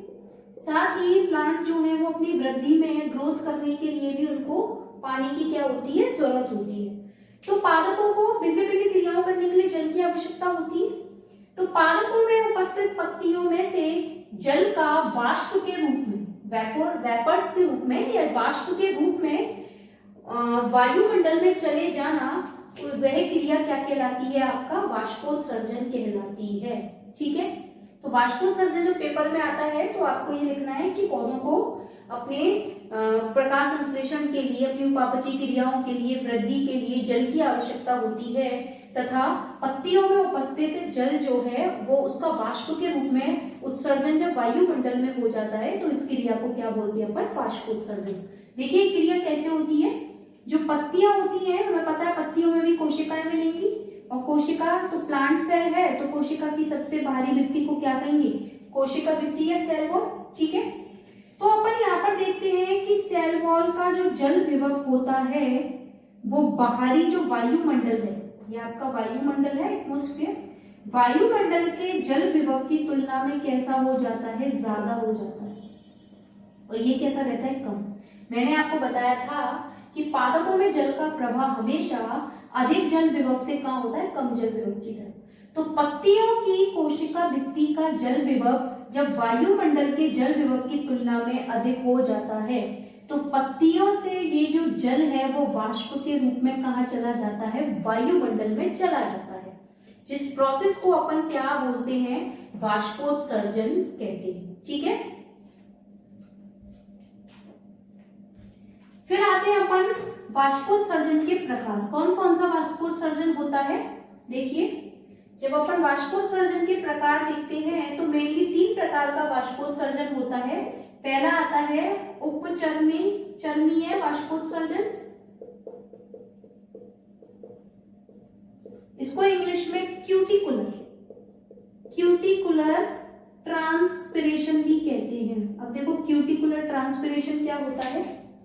देखो जो पत्तियां, बहुत से प्लांट्स हैं जिनकी पत्तियां व तने की बाहरी सतह पर एक मोमी आवरण पाया जाता है। मोम से बना हुआ आवरण, फैटी एसिड्स, मोमी आवरण पाया जाता है जिसे अपन क्या कहते हैं? क्यूटिन कहते हैं। क्या कहते हैं? क्यूटिन। ठीक है, जो कि जलरोधी आवरण होता है, क्यूटिन पाया जाता है। तो पत्तियां एवं तने पर पाए जाने वाले मोमी आवरण को क्या कहते हैं? क्यूटिन कहते हैं, जिससे लगभग 5 से 10% जल की हानि होती है या जल वाष्प के रूप में क्या होता है? उत्सर्जित होता है। तो ऐसे वाष्पोत्सर्जन को क्या बोलते हैं अपन? उपचर्मीय वाष्पोत्सर्जन या क्यूटिकुलर ट्रांसपिरेशन। ठीक है, दूसरा आता है आपका वातरंध्रीय वाष्पोत्सर्जन। इंग्लिश में इसको बोलते हैं लेंटिकुलर ट्रांसपिरेशन। देखिए क्या होता है? देखिए वातरंध्र क्या होते हैं? फल व तने की सतह पर एक रंध्र समान संरचनाएं पाई जाती हैं। किस किस पर? फल तथा तने की सतह पर रंध्र समान पाई जाने वाली संरचनाओं को अपन क्या बोलते हैं? वात रंध्र बोलते हैं, जिनसे लगभग 1% पानी जल या 1% जो वाटर है वो वाष्प के रूप में कहाँ चला जाता है? वायुमंडल में चला जाता है। तो इस वाष्पोत्सर्जन को कौन सा वाष्पोत्सर्जन कहेंगे अपन? वात रंध्रीय वाष्पोत्सर्जन। ठीक है। और जो तीसरे नंबर का वाष्पोत्सर्जन आता है वो सबसे मेन है, वो आता है आपका रंध्रीय वाष्पोत्सर्जन, जिसको इंग्लिश में बोलते हैं स्टोमेटल ट्रांसपीरेशन। क्या होता है ये? देखो, जो प्लांट्स में पत्तियां होती हैं, पत्तियों पर एक छिद्र समान संरचनाएं पाई जाती हैं, और एक छिद्र समान संरचना को ही क्या बोलते हैं? अपन रंध्र बोलते हैं, जिनसे 90% पानी कहाँ चला जाता है? वाष्प के रूप में वायुमंडल में चला जाता है। तो मोस्टली वाष्पोत्सर्जन किस में पाया जाता है? पत्तियों में उपस्थित रंध्र या छिद्रों के द्वारा, जिन्हें अपन क्या बोलते हैं? स्टोमेटा, जिनसे 90% पानी वाष्प के रूप में कहाँ चला जाता है? वायुमंडल में चला जाता है। तो ऐसे वाष्पोत्सर्जन को क्या, कौन सा वाष्पोत्सर्जन बोलते हैं अपन? रंध्रीय वाष्पोत्सर्जन। तो 3 प्रकार के होते हैं, उपचरणीय वाष्पोत्सर्जन, वात रंध्रीय वाष्पोत्सर्जन, और तीसरा आपका कौन सा था? रंध्रीय वाष्पोत्सर्जन। ठीक है। नेक्स्ट टॉपिक आता है वाष्पोत्सर्जन में। देखो, नोट्स की चिंता मत करना, नोट्स मिल जाएंगे आपको इन सबके। अब नेक्स्ट टॉपिक आता है वाष्पोत्सर्जन में कि वाष्पोत्सर्जन को प्रभावित करने वाले कारक, कि कौन कौन से कारक हैं जो वाष्पोत्सर्जन को प्रभावित करते हैं। तो फर्स्ट ऑफ ऑल आता है टेम्परेचर या तापमान। देखो, जैसे जैसे हम तापमान बढ़ाते जाते हैं तो वाष्पोत्सर्जन भी क्या होता जाएगा? बढ़ता जाएगा। ऑब्वियस सी बात है। जैसे जैसे मान लीजिए प्लांट्स की पत्तियों में लगभग 10 से 15 डिग्री सेंटीग्रेड अपन टेम्परेचर जैसे जैसे बढ़ाते हैं तो वाष्पोत्सर्जन की क्या दर जो होती है वो दुगनी होती जाती है। ठीक है। साथ ही जब टेम्परेचर, बहुत ज्यादा टेम्परेचर जब प्लांट्स का हो जाता है, मतलब जब तापमान बहुत ज्यादा, पत्तियों की सतह का तापमान बढ़ जाता है, तो पत्तियों में जल अवशोषण की जो दर है वो वाष्पोत्सर्जन की तुलना में क्या होती जाती है? कम होती जाती है। और वाष्पोत्सर्जन की दर क्या होती जाती है? बढ़ती जाती है, जिसके कारण ही पौधे क्या हो जाते हैं? मुड़ जाते हैं। ठीक है। तो तापमान बढ़ने पर वाष्पोत्सर्जन क्या होता है? हमेशा बढ़ता है। दूसरा आता है प्रकाश। देखो, प्रकाश का कार्य, प्रकाश की तीव्रता बढ़ने पर भी वाष्पोत्सर्जन की दर क्या होती है? बढ़ती है। मान लीजिए पत्तियां हैं, यदि प्रकाश की मात्रा बढ़ा दी जाए तो ऑब्वियस सी बात है कि पत्तियों का टेम्परेचर भी बढ़ जाएगा, और पत्तियों का टेम्परेचर बढ़ेगा तो जैसे जैसे तापमान बढ़ेगा प्रकाश की उपस्थिति में, तो पत्तियों से जल की हानि भी क्या होती जाएगी? बढ़ती जाएगी। तो प्रकाश की तीव्रता बढ़ने पर भी वाष्पोत्सर्जन की दर क्या होती है? बढ़ती है। तीसरा आता है वायु। यदि वायु की गति बढ़ा दें, या वायु जो है उसका मूवमेंट यदि तेज हो जाए, तब भी वाष्पोत्सर्जन की दर क्या होती जाती है? बढ़ती जाती है। मतलब वायु की तीव्र गति होने पर वाष्पोत्सर्जन की दर हमेशा क्या होती है? बढ़ती है। ठीक है। तो आपने टेम्परेचर बढ़ा दिया तो भी वाष्पोत्सर्जन की दर बढ़ेगी, प्रकाश की अवधि बढ़ाने पर भी वाष्पोत्सर्जन की दर बढ़ती है, वायु की तीव्रता बढ़ाने पर भी वाष्पोत्सर्जन की दर बढ़ती जाती है। तो ये तो कुछ थे इसके बाह्य कारक जो कि वाष्पोत्सर्जन को क्या करते हैं? प्रभावित करते हैं। अब प्रभावित करने वाले कुछ आंतरिक कारक भी अपन देखते हैं। देखिए, जैसे फर्स्ट ऑफ ऑल आता है आपका पत्ती का क्षेत्रफल। देखिए, नॉर्मल सी बात है, यदि पत्ती आकार में बड़ी है तो उसका क्षेत्रफल भी अधिक होगा, और जितना ज्यादा क्षेत्रफल अधिक होगा वो वाष्पोत्सर्जन करने के लिए उतनी ही ज्यादा क्या सतह प्रोवाइड कराएगी। तो जिस पत्तियों का क्षेत्रफल क्या होगा? अधिक होगा, तो अधिक क्षेत्रफल वाली पत्तियों में वाष्पोत्सर्जन की दर भी कैसी होगी? ऑब्वियस सी बात है, अधिक होगी। लेकिन जिन पत्तियों का क्षेत्रफल कम होगा वहां वाष्पोत्सर्जन की दर क्या होगी? कम होगी। यही कारण है कि मरुस्थलीय क्षेत्र में पाई जाने वाली पत्तियां आकार में छोटी होती हैं, क्योंकि उनका क्षेत्रफल क्या होता है, कम होता है, और क्षेत्रफल कम होने के कारण ही उनमें वाष्पोत्सर्जन की दर भी क्या होती है, आपकी कम होती है। ठीक है। दूसरा आता है आपका पत्ती की संरचना। यदि पत्ती की अपन संरचना देखें तो कई बार हमको देखने को मिलता है कि पत्तियों की संरचना में जो रंध्र होते हैं वो धंसे हुए रहते हैं। आपने देखा होगा कि जो मरुस्थलीय भाग में पाई जाने वाली पत्तियां होती हैं उनमें जो रंध्र या स्टोमेटा मिलते हैं वो अंदर धंसे हुए होते हैं, अंतर कोशिकीय अवकाशों में। क्यों? क्योंकि जब रंध्र अंदर की तरफ धंसे हुए होंगे तो वाष्पोत्सर्जन की दर भी क्या होगी, कम होगी। ठीक है। साथ ही उनकी जो उपचर्म होती है, जो क्यूटिन की बनी थी, वो भी कैसी होती है, मोटी होती है। जितनी ज्यादा उपचर्म मोटी होगी वो जल को बाहर निकलने से उतना ही क्या करेगी, रोकेगी। ठीक है। तो पत्तियों में यदि धंसे हुए रंध्र पाए जाते हैं या उनकी उपचर्म मोटी होती है तो ऐसी कंडीशन में भी वाष्पोत्सर्जन की दर क्या होती जाती है, कम होती जाती है। ठीक है। फिर आते हैं अपन पादप की आयु, प्लांट्स की एज। देखिए जो नवोद्भिद पादप होते हैं, नवोद्भिद का मतलब है ऐसा बीज जिसमें से मूलांकुर प्रांकुर निकलने के बाद मूलांकुर से एक छोटी सी जड़ बनती है और प्रांकुर से एक छोटा सा तना बनता है, मतलब नन्हा पादप। एक छोटा इनिशियल जो प्लांट की स्टेज होती है उसको अपन क्या बोलते हैं, नवोद्भिद पादप। तो जब अपन ने देखा कि पौधे की आयु के अकॉर्डिंग तो जो नवोद्भिद या सीडलिंग पादप होता है उनमें वाष्पोत्सर्जन की दर कैसी होती है, बहुत कम होती है। लेकिन जो परिपक्व पादप होते हैं, मतलब जो मैच्योर प्लांट्स होते हैं, वयस्क पादप होते हैं, एडल्ट प्लांट्स होते हैं, उनमें वाष्पोत्सर्जन की दर जो होती है वो बहुत तेजी से होती है। ठीक है।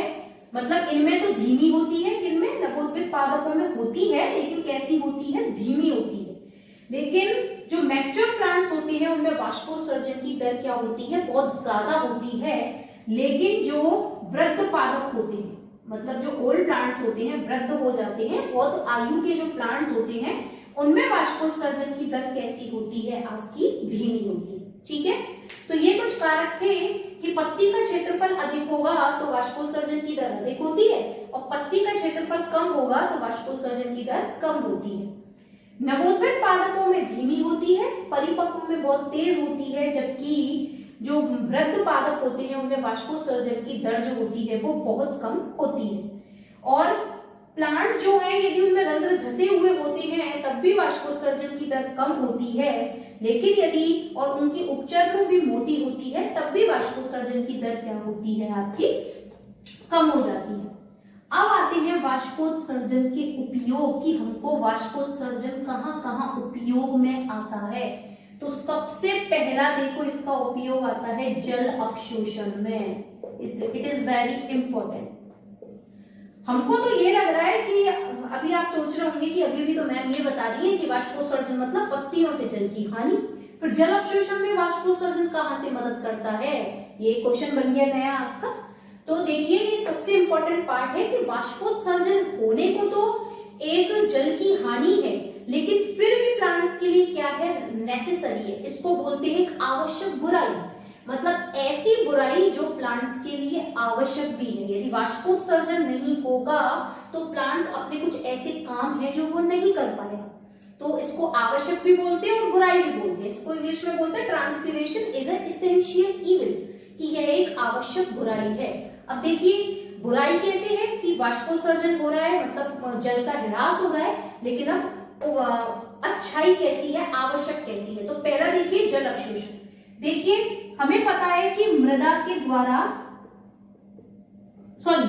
जड़ों, पादपों में जड़ों के द्वारा मृदा से क्या किया जाता है, जल का अवशोषण किया जाता है कि नहीं, मृदा से जल का अवशोषण किया जाता है।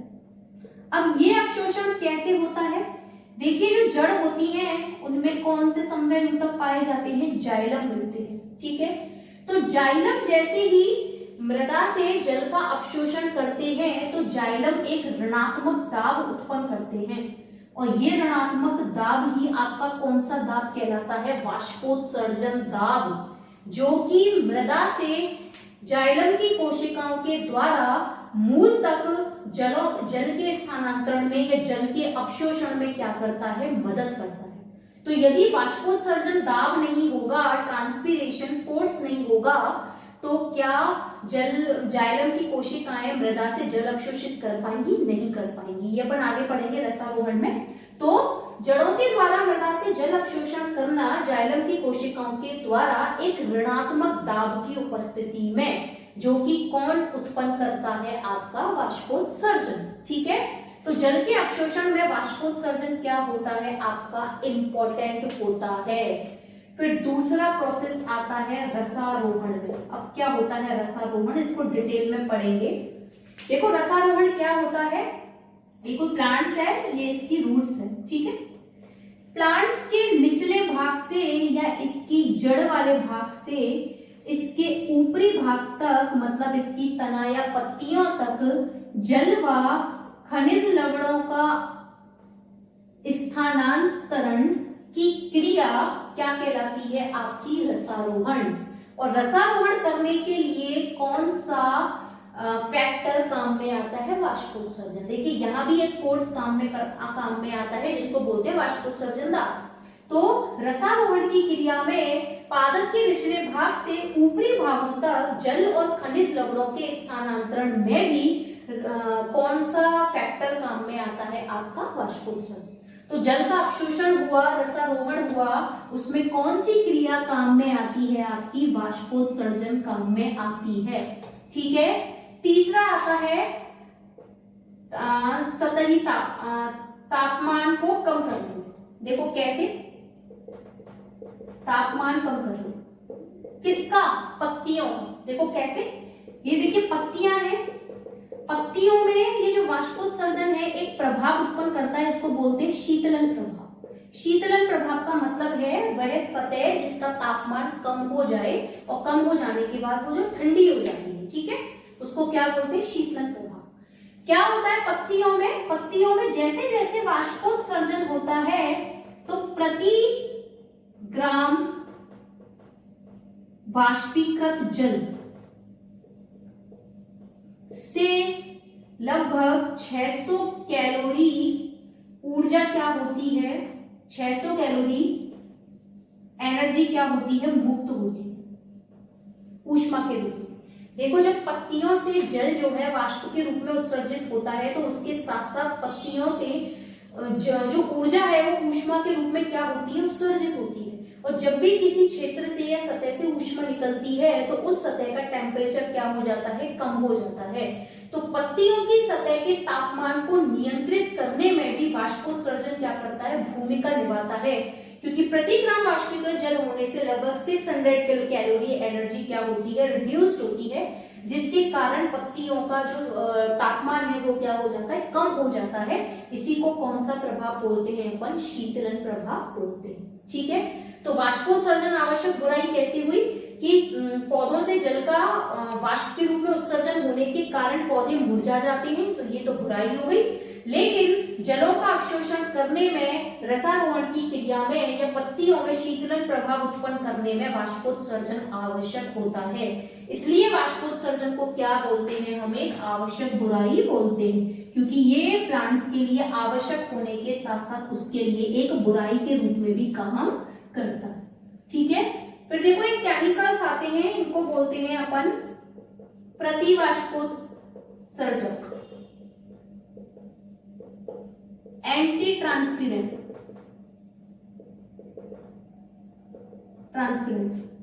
ऐसे केमिकल्स या रासायनिक पदार्थ जो कि वाष्पोत्सर्जन को क्या कर दे, कम कर दे। मतलब पत्तियों की सतह पर पाए जाने वाले ऐसे आपके पत्तियों की सतह पर पाए जाने वाले ऐसे रंगीन एवं पारदर्शी, पाए जाने वाले ऐसे रंगीन व पारदर्शी पदार्थ जो कि क्या करें, वाष्पोत्सर्जन को क्या कर देते हैं, कम कर देते हैं। उन केमिकल्स को अपन क्या बोलते हैं, प्रतिवाष्पोत्सर्जक पदार्थ। जैसे कि आपका सिलिकॉन ऑयल, सिलिकॉन का तेल आपका, ठीक है, एक आपका पीएमए, PMA मतलब फिनाइल मर्क्यूरिक एसिड। ठीक है, तो ये ऐसे कुछ रंगीन पारदर्शी पदार्थ होते हैं जो पत्तियों की सतह पर पाए जाते हैं, जो कि आपकी ऑक्सीजन और आपकी CO2 इन दोनों गैसों के लिए तो पारगम्य होते हैं, लेकिन किसके लिए अपारगम्य होंगे? जलवाष्प के लिए। जलवाष्प के लिए अपारगम्य होने के कारण ये वाष्पोत्सर्जन की क्रिया को क्या कर देते हैं? रिड्यूस कर देते हैं, कम कर देते हैं। तो इनको अपन क्या बोलते हैं? प्रतिवाष्पोत्सर्जक पदार्थ। ठीक है, जैसे सिलिकॉन का तेल PMA, PMA मतलब फिनाइल मर्क्यूरिक एसिड। ठीक है, उसके बाद देखिए वाष्पोत्सर्जन के बाद जो नया टॉपिक अपन पढ़ते हैं वो आता है आपका बिंदु स्त्राव, गटेशन। इंग्लिश में इसको बोलते हैं बिंदु स्त्राव को गटेशन। क्या होता है गटेशन?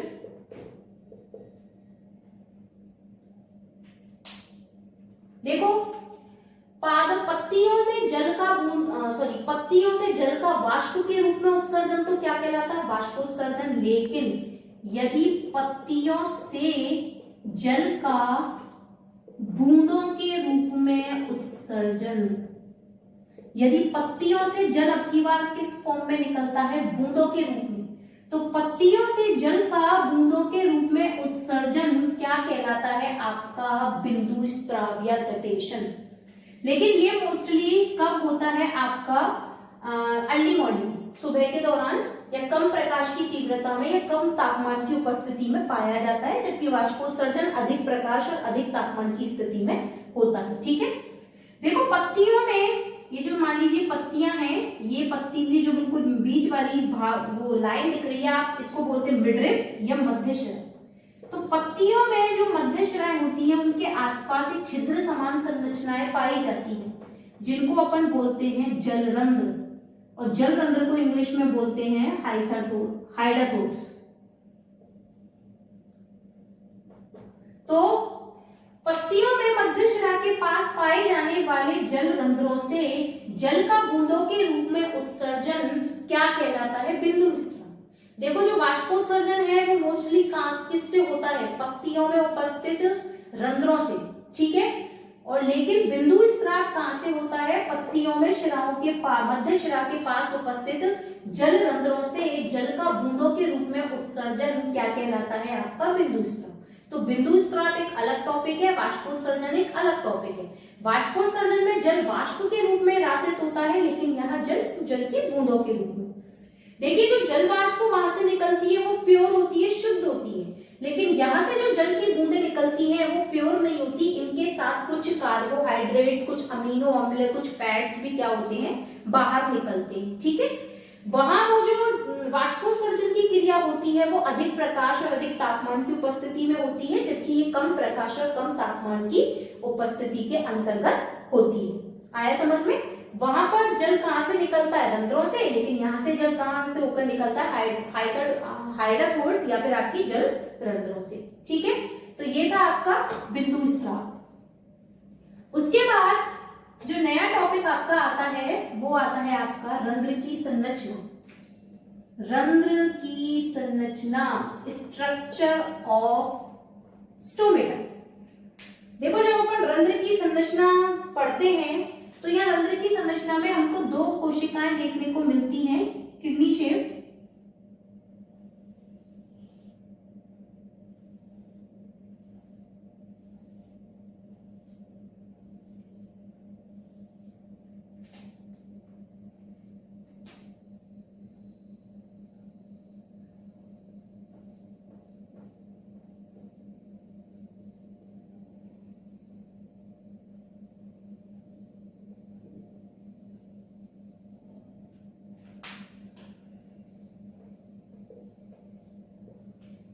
देखो, किसी रंध्र की अपन संरचना जब अपन देखते हैं तो रंध्र की संरचना में आपको ये जो दो वृक्क के समान संरचनाएं देखने को मिलती हैं, इनको बोलते हैं अपन रक्षक कोशिकाएं, या इंग्लिश में इनको बोलते हैं अपन गार्ड सेल्स। ठीक है, रक्षक कोशिकाएं। रक्षक कोशिकाएं वे कोशिकाएं होती हैं जिनकी बाहरी भित्ति तो कैसी होती है? पतली होती है, पतली भित्ति होती है, जबकि इनकी देखो आंतरिक भित्ति जो देखने को मिलती है वो कैसी होती है, मोटी होती है, मोटी सेल वॉल होती है। ठीक है, साथ ही जो रक्षक कोशिकाएं होती हैं उनमें कौन पाए जाते हैं, क्लोरोप्लास्ट उपस्थित होते हैं जो फोटोसिंथेसिस करने में मदद करते हैं। साथ ही इनमें कौन पाया जाता है, केंद्र के न्यूक्लियस उपस्थित होता है। अब ये जो रक्षक कोशिकाएं होती हैं वो चारों तरफ से अन्य कोशिकाओं से घिरी हुई रहती है। देखिए जिस तरीके से घिरी है, ये अन्य कोशिकाओं से घिरी हुई रहती हैं जिनको कौन सी कोशिकाएं बोलते हैं अपन, सिनर्जिड सेल या फिर सहायक कोशिका। और इनके बिल्कुल बीच वाले भाग में कौन सी गुहा पाई जाती है, उपरंध्रीय गुहा या सब स्टोमेटल कैविटी। तो ये एक स्ट्रक्चर होती है रंध्र की। रंध्र की संरचना में दो वृक्क के समान कोशिकाएं पाई जाती हैं जिनको रक्षक कोशिकाएं कहते हैं, जिनमें केंद्रक होता है, क्लोरोप्लास्ट होता है, जिनकी बाहरी भित्ति पतली होती है जबकि आंतरिक भित्ति मोटी होती है। इनके बीच वाले भाग में उपरंध्रीय गुहा पाई जाती है। और दोनों रक्षक कोशिकाओं को चारों तरफ से घेरने वाली कोशिकाओं को क्या कहते हैं, सहायक कोशिकाएं कहते हैं, जो इनके कार्यों में क्या करती है, मदद करती है। ठीक है, अब देखिए किसी भी रंध्र का खुलना या बंद होना किस पर डिपेंड करता है, रक्षक कोशिकाओं पर। यदि रक्षक कोशिकाओं के अंदर जल क्या करे, प्रवेश करे। देखो जब रक्षक कोशिकाओं में जल प्रवेश करेगा तो रक्षक कोशिकाएं कैसी होंगी, स्फीत हो जाएंगी, ये अपन पढ़ चुके हैं। तो जैसे ही स्फीत होंगी तो जो रंध्र हैं वो क्या हो जाएंगे, आपके खुल जाएंगे। जो ये काम दिन के समय होता है। लेकिन यदि रक्षक कोशिका में से जल बाहर की तरफ आ जाए, बाहर आएगा तो रक्षक कोशिका कैसी होंगी, सिकुड़ जाएंगी, श्लथ हो जाएंगी और ये स्टोमेटा क्या हो जाएंगे, बंद हो जाएंगे, जो रात्रि के दौरान होता है। मतलब रंध्रों का खुलना और बंद होना दोनों की दोनों काम किस पे डिपेंड करते हैं, रक्षक कोशिकाओं। यदि रक्षक कोशिकाएं जल अवशोषित करके स्फीत हो जाती हैं तो रंध्र खुल जाते हैं, जबकि रक्षक कोशिकाएं यदि जल उनमें से बाहर आ जाता है तो रक्षक कोशिकाएं कैसी होंगी, श्लथ हो जाएंगी। उस कंडीशन में रंध्र क्या हो जाते हैं, आपके बंद हो जाते हैं।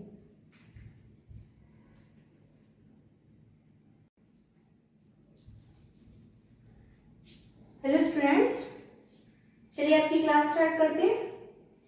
देखिए पिछली क्लास में हमने पढ़ा था रंध्र की संरचना।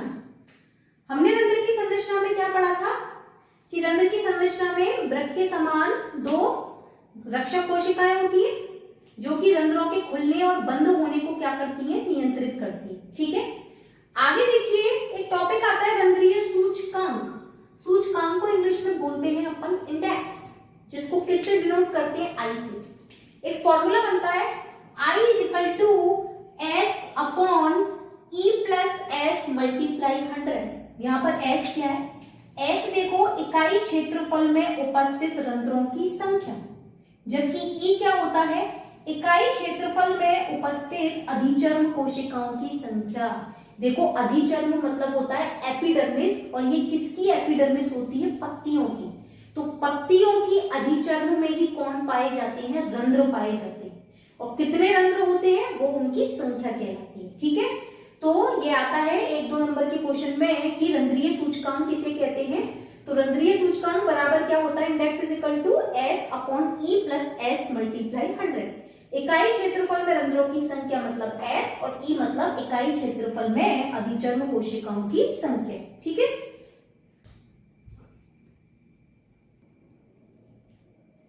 देखिए आगे का टॉपिक पढ़ते हैं अपन, रंध्रीय गति की क्रियाविधि। रंध्रीय गति का मतलब है रंध्रों का खुलना व बंद होना,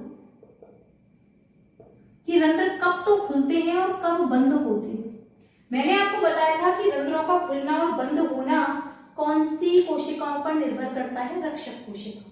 ठीक है, तो एक साइंटिस्ट आए थे मोल, उन्होंने क्या बताया, अपना पहला सिद्धांत दिया रक्षक कोशिकाओं में प्रकाश संश्लेषण का सिद्धांत। उन्होंने देखो क्या बताया, उन्होंने बताया कि जो रंध्र होते हैं उनमें जो रक्षक कोशिकाएं होती हैं, अभी अभी हमने पढ़ा था कि रक्षक कोशिकाओं में कौन पाया जाता है, क्लोरोप्लास्ट।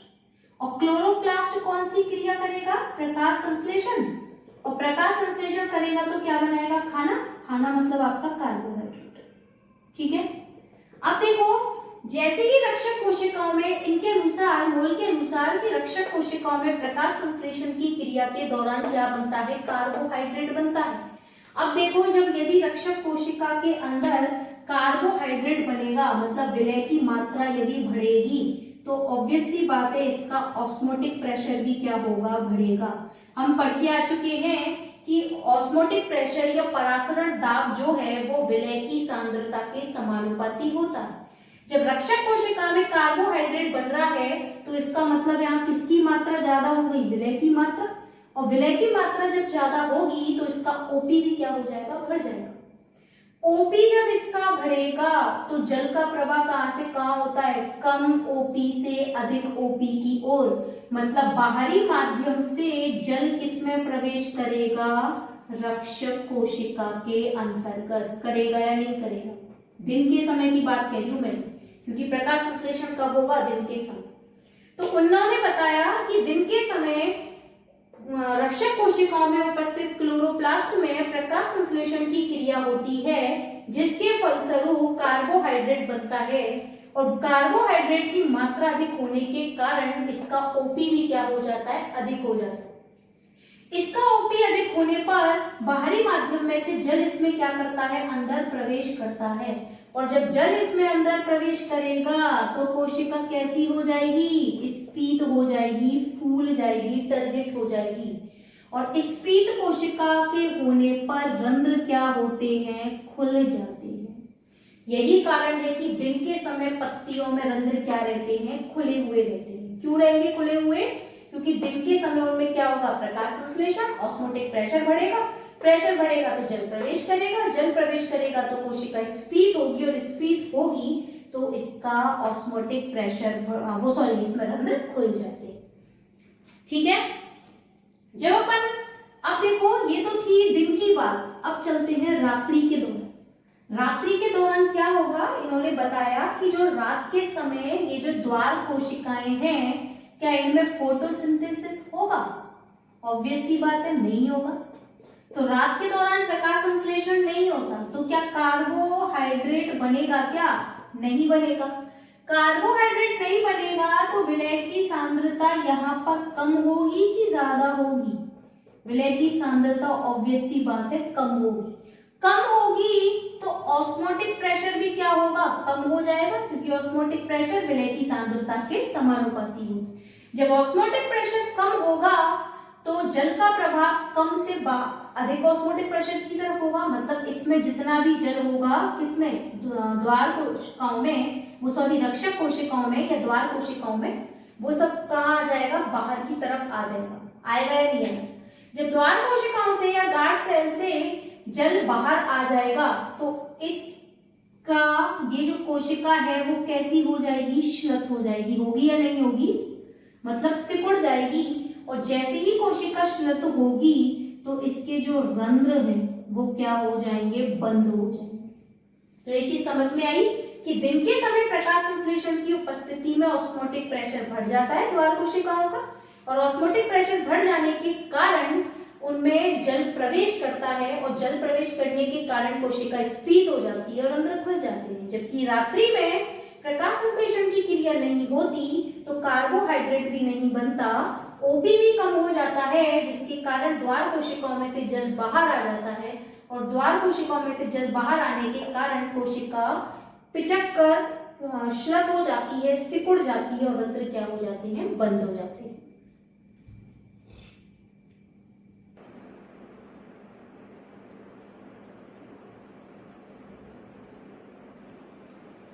देखिए, रंध्रीय गति की क्रियाविधि का दूसरा प्रोसेस पढ़ते हैं अपन, स्टार्च शर्करा अंतर परिवर्तन सिद्धांत, जो कौन से वैज्ञानिक ने दिया था, लॉयड वैज्ञानिक ने। ठीक है, देखो इन्होंने अपने इस प्रोसेस में क्या बताया, इन्होंने दो चीजें काम में ली। सबसे पहले प्रकाश की रंध्रीय गति। तो इन्होंने अपने प्रकाश की रंध्रीय गति में क्या बताया कि जब भी गार्ड सेल्स में प्रकाश संश्लेषण की क्रिया होती है तो प्रकाश संश्लेषण की क्रिया के लिए हमको कौन सी गैस काम में आती है, CO2।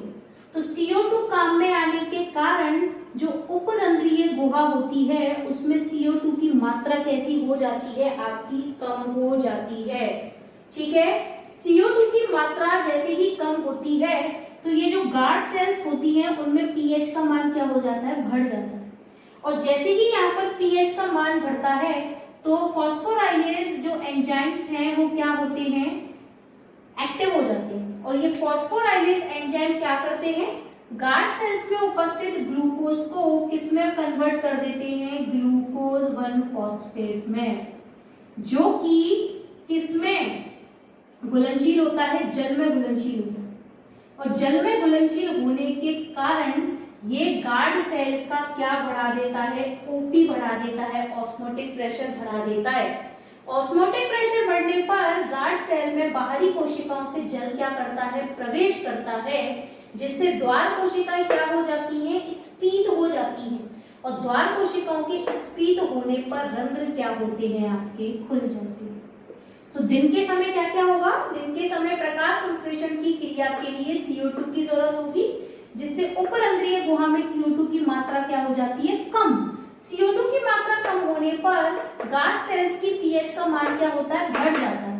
पीएच का मान बढ़ने पर फॉस्फोराइलेज नामक एंजाइम्स जो होते हैं वो क्रियाशील होते हैं, जो ग्लूकोज को किसमें चेंज कर देते हैं, ग्लूकोज 1 फॉस्फेट में, जो कि जल में घुलनशील होता है, जिसके कारण गार्ड सेल्स का ओपी क्या होता है, बढ़ जाता है। ओपी बढ़ने के कारण जल क्या होता है, बाहरी माध्यम से इसमें प्रवेश करता है, कोशिकाएं स्फीत हो जाती हैं और स्फीत हो जाने पर रंध्र क्या होते हैं, खुल जाते हैं। अब पढ़ते हैं अपन दूसरी अंधकारीय गति, अंधकार में रंध्रीय गति। अब देखो अंधकार में क्या क्या होगा, हमें पता है कि अंधकार में क्या गार्ड सेल्स में प्रकाश संश्लेषण की क्रिया होगी, ऑब्वियस सी बात है, नहीं होगी।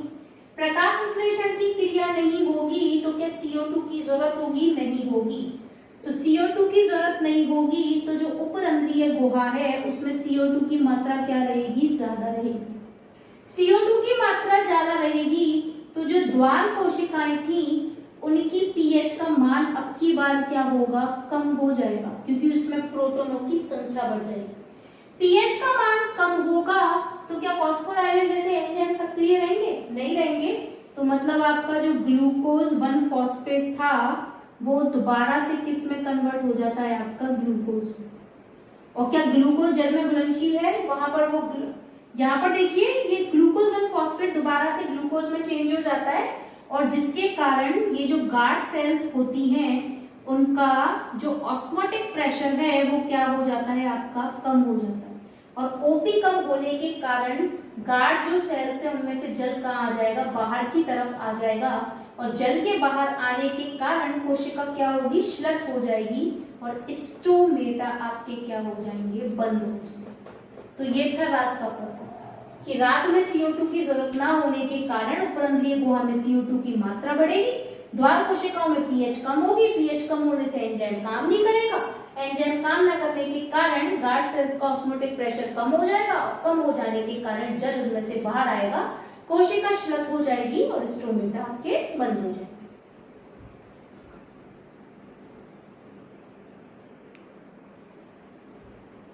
देखिए नेक्स्ट टॉपिक अपन पढ़ते हैं मूल तंत्र, रूट सिस्टम।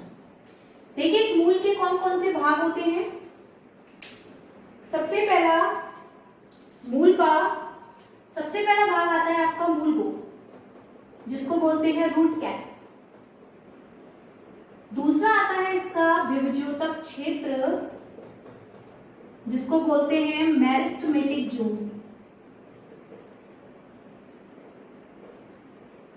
तीसरा आपका आता है इलोंगेशन जोन, ये इसको बोलते हैं अपन दीर्घीकरण क्षेत्र। चौथा मूल रोम या रूट हेयर्स, और पांचवा आता है आपका परिपक्वन क्षेत्र या मैच्योरेशन जोन।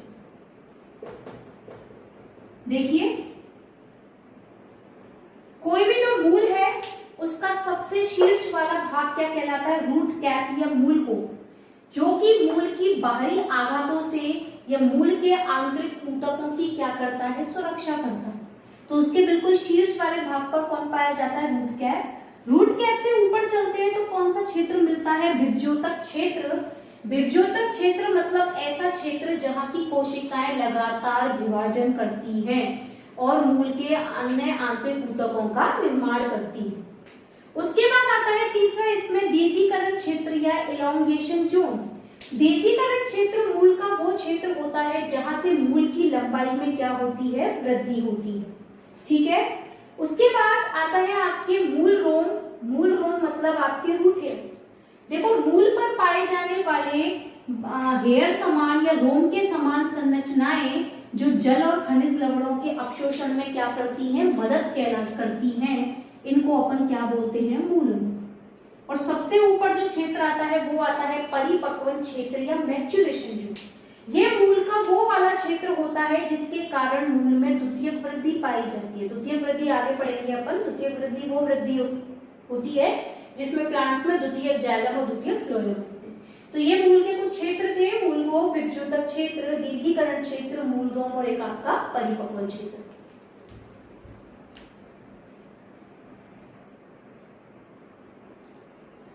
देखिए आगे एक नया टॉपिक पढ़ते हैं, मूल रोम के द्वारा जल अवशोषण की क्रियाविधि। वेरी इंपॉर्टेंट टॉपिक है।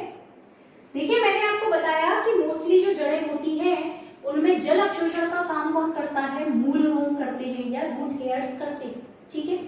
अब जल अवशोषण करने के लिए दो विधि काम में आती है। एक तो होता है सक्रिय अवशोषण, एक होता है निष्क्रिय अवशोषण। सबसे पहले पढ़ते हैं अपन सक्रिय अवशोषण। देखो क्या होता है सक्रिय अवशोषण, ऊर्जा का उपयोग करते हुए जल का क्या करना, अवशोषण करना। मतलब यदि मूल रोम के द्वारा जल का अवशोषण करना है तो उस अवशोषण करने के लिए उन्हें किसकी जरूरत होती है, ऊर्जा की। तो यदि ऊर्जा को काम में ले जल अवशोषण के लिए तो उसको कौन सा अवशोषण बोलते हैं, सक्रिय अवशोषण। इसमें सबसे पहला प्रोसेस आता है परासरण प्रक्रम के द्वारा। देखिए यहाँ एक ये स्ट्रक्चर है रूट की, ये हो गए रूट हेयर्स, ये आगे जाकर एपिडर्मिस। रूट हेयर्स जो होते हैं वो अधिचर्म से निकलने वाली एक रोम समान संरचनाएं होती हैं। अधिचर्म के निचले वाले भाग में कौन पाया जाता है, बल्कुट या कॉर्टेक्स। कॉर्टेक्स के नीचे पाया जाता है अंतःत्वचा या एंडोडर्मिस, और अंदर होते हैं संवहन ऊतक, जाइलम और फ्लोएम। ये रेडियल प्रकार के हैं, मतलब अलग अलग त्रिज्याओं पर है। आगे पढ़ेंगे अपन। तो देखिए पादपों में जल का प्रवाह किसके द्वारा होता है, मूल रोम के द्वारा। और कहां से स्टार्ट होता है, रूट हेयर से। रूट हेयर से सबसे पहले जल कौन एब्जॉर्ब करता है, एपिडर्मिस। एपिडर्मिस की कोशिकाओं से जल आगे कहा जाता है, कॉर्टेक्स की कोशिकाओं में, और कॉर्टेक्स की कोशिकाओं से कहा जाता है एंडोडर्मिस, और अंत में कहां पर जाता है, जाइलम की कोशिकाओं। तो अपन यहाँ पर देखते हैं कि कॉर्टेक्स की कोशिकाओं में जो डीपीडी का मान होता है वो कैसा होता है, आपका कम होता है, जबकि जाइलम की कोशिकाओं में डीपीडी का मान क्या होता है, ज्यादा होता है। हम डीपीडी पढ़ चुके हैं, डिफ्यूजन प्रेशर डेफिशिएंट, विसरण दाब न्यूनता। मैंने बताया था पादपों में जल का प्रभाव कम विसरण दाब न्यूनता से अधिक विसरण दाब न्यूनता की ओर होता है। ठीक है। तो परासरण प्रक्रम के द्वारा, देखो एक चीज मैं बताना भूल गई, ये बताया था ड्यूटेरोचेट। एक ड्यूटेरोचेट नामक साइंटिस्ट हैं जिन्होंने ये प्रक्रम दिया था। उन्होंने क्या बताया कि पादपों में मूल में जल का प्रभाव मूल रोमों के द्वारा होता है, जो कि मूल रोम की एपिडर्मिस, कॉर्टेक्स, एंडोडर्मिस से होता हुआ अंत में जाइलम की कोशिकाओं तक होता है। क्योंकि बल्कुट की कोशिकाओं में डीपीडी का मान कम होता है, किसकी तुलना में, जाइलम की कोशिकाओं की तुलना में। इसलिए कॉर्टेक्स से जल का प्रवाह कहाँ होता है, अंदर जाइलम की कोशिकाओं। तो इसको बोलते हैं परासरण प्रक्रम के द्वारा। देखिए अपरासरणीय प्रक्रम क्या कहता है। देखिए हमें पता है कि मृदा में विलय पदार्थों की मात्रा मूल रोम में विलय पदार्थों की मात्रा की तुलना में क्या होती है, ज्यादा होती है। ठीक है। और हमारे अकॉर्डिंग जब विलय पदार्थ की मात्रा कम विलय पदार्थ की मात्रा से कहाँ होता है, जल का प्रवाह अधिक विलय मात्रा की तरफ परासरण की क्रिया के दौरान। तो जब मूल रोम से कहाँ होना चाहिए जल का स्थानांतरण, मृदा की तरफ, जबकि हम क्या देखते हैं कि मृदा से जल का स्थानांतरण पादपों में कहां से कहां होता है, मृदा से मूल रोम की तरफ। तो यहाँ पर परासरण काम में आता है या नहीं आता, नहीं आता। मतलब परासरण की क्रिया तो ये कहती है कि जब मूल रोम में विलय पदार्थ की मात्रा कम है और मृदा में ज्यादा है तो पानी कहां से कहां जाना चाहिए, मूल रोम से निकलकर मृदा की तरफ, क्योंकि कम विलय से कहां जाता है, अधिक विलय की तरफ, कम ओपी से अधिक ओपी की तरफ। लेकिन हमको ये देखने को मिलता है कि मृदा से पानी कहां जाता है, मूल रोम की तरफ, जो कि परासरण के नियम को फॉलो नहीं करता। इसलिए इस नियम को क्या बोलते हैं, अपरासनी प्रक्रम के द्वारा।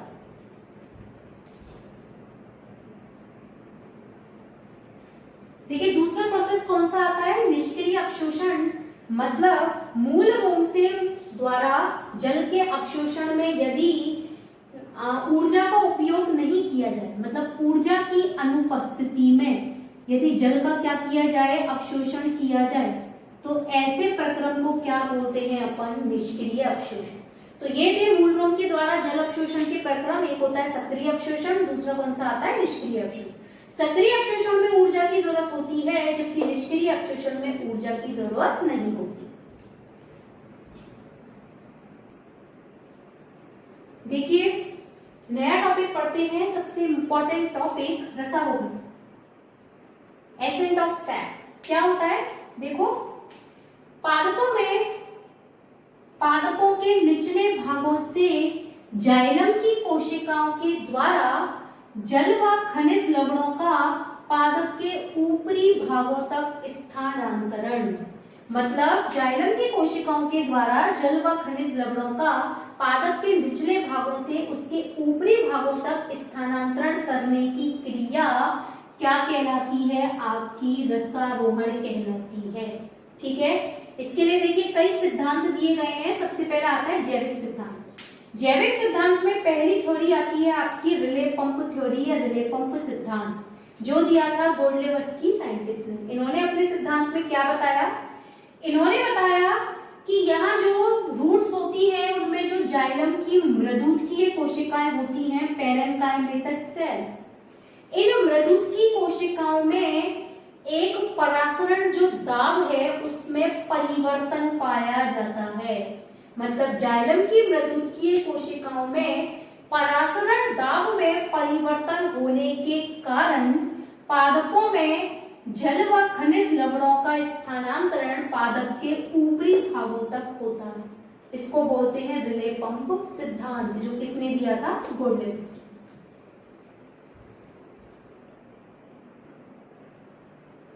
उसके बाद देखिए जैविक सिद्धांत के बाद आता है भौतिक सिद्धांत, फिजिकल थ्योरी।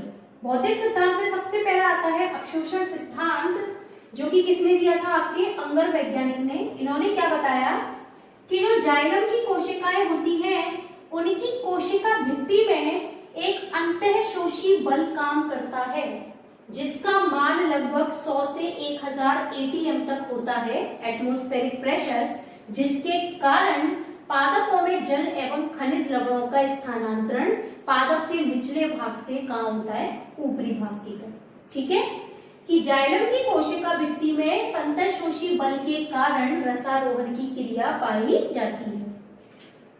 नोट्स मिल जाएंगे, टेंशन मत लेना नोट्स की। दूसरा आता है आपका केशिका सिद्धांत। केशिका मतलब होती है कैपिलरीज। इन्होंने ये सिद्धांत बोहम वैज्ञानिक ने दिया। इन्होंने क्या बताया कि जो जाइलम होती है, जाइलम की कोशिकाओं में जो वाहिकाएं पाई जाती हैं, वेसल्स। देखो जाइलम 4 चीजों से मिलकर बना होता है, ट्रैकीड्स, वेसल्स, जाइलम पैरेन्काइमा और जाइलम फाइबर। वाहिकाएं जाइलम मृदुतकीय कोशिकाएं और जाइलम फाइबर्स। ठीक है, तो इन्होंने बताया कि जाइलम की जो वाहिकाएं होती हैं वो किसके समान दिखाई देती हैं, केशिका या कैपिलरीज के समान। मतलब वो कम व्यास की नली का समान संरचना होती है। जब व्यास कम है तो फ्लो क्या होगा, ज्यादा होगा। तो ये केशिका समान संरचनाएं होती है, जिनके कारण पादपों के निचले भागों से ऊपरी भागों तक जल और खनिज लवणों का क्या होता है, स्थानांतरण। तो ये रसारोहण के सिद्धांत थे आपके, कौन कौन से, एक थे जैविक सिद्धांत और दूसरे कौन से थे आपके भौतिक सिद्धांत।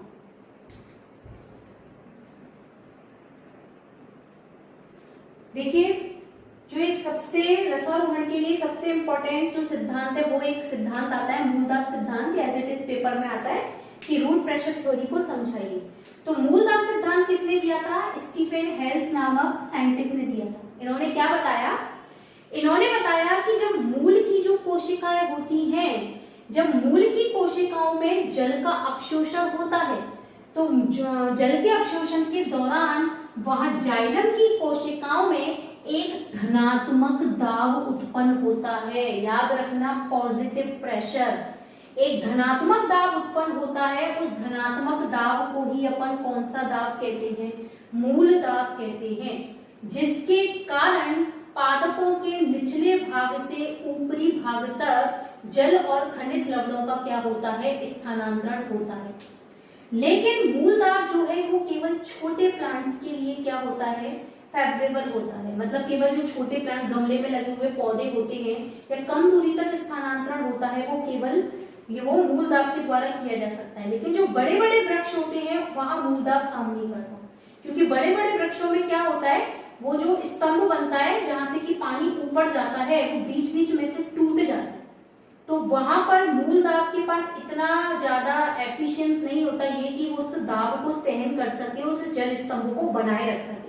तो केवल छोटे पौधों में रसारोहण की क्रिया को समझाने के लिए कौन सा दाब काम में आता है? मूल दाब, जो कि कौन सा दाब होता है? जाइलम की कोशिकाओं में उत्पन्न एक धनात्मक दाब होता है।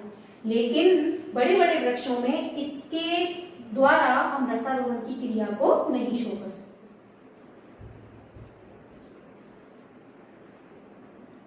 अब देखिए एक और इंपॉर्टेंट सिद्धांत, वाष्पोत्सर्जन सिद्धांत या ट्रांसपिरेशन थ्योरी। ये क्या होती है? देखो, मैंने भी बताया कि जैसे छोटे छोटे जो वृक्ष होते हैं उसमें मूल दाब तो काम कर जाता है, लेकिन जो बड़े बड़े वृक्ष होते हैं उनमें रसारोहण की क्रिया जो है वो मूल दाब के कारण नहीं हो सकती। तो वहां रसारोहण करने के लिए एक खिंचाव या एक खिंचाव बल काम में आता है। उसको अपन कौन सा बल बोलते हैं? वाष्पोत्सर्जन खिंचाव बल। देखो, जो कि इस सिद्धांत को किसने दिया था? डिक्सन और जॉली ने। इन्होंने क्या बताया, डिक्सन और जॉली ने, कि देखो वाष्पोत्सर्जन सिद्धांत में दो तरीके के बल काम करते हैं। एक तो आता है जल का ससंजन बल, ससंजन बल, और एक आता है जल व जाइलम कोशिकाओं का असंजन बल।